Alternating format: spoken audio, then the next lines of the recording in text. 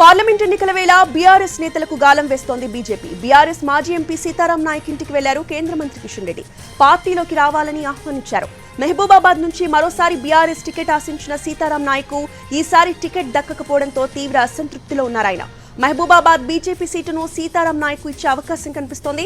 మరోవైపు ఖమ్మం జిల్లా నేత జలగం వెంకట్రావుతోనూ బీజేపీ నేతలు మాట్లాడారు.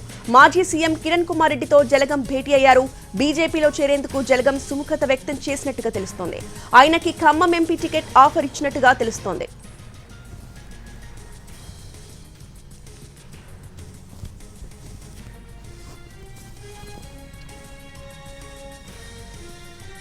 మంచి వాళ్ళు ఎవరొచ్చినా బీజేపీలో చేర్చుకుంటామన్నారు కేంద్ర మంత్రి కిషన్ రెడ్డి. సీతారాం నాయక్ బీజేపీలోకి వస్తే చేర్చుకునేందుకు ఎలాంటి ఇబ్బంది లేదన్నారు.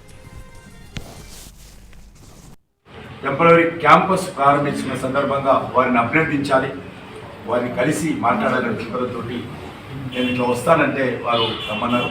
దానికోసం వారు కలిసి వెళ్తా ఉన్నాము. మంచి వాళ్ళు ఉన్నటువంటి వాళ్ళు ఎవరైనా సరే ఈ దేశం కోసం సమాజం కోసం ఆలోచన చేసుకునే అందరూ కూడా భారతీయ జనతా పార్టీలో చేర్చుకోవాలని పాలసీ. కాబట్టి తప్పకుండా నేను వాడు వస్తే ఆ సంతోషంగా చేర్చుకుంటాను. చెప్పాను, ఇద్దరు చెప్తాను.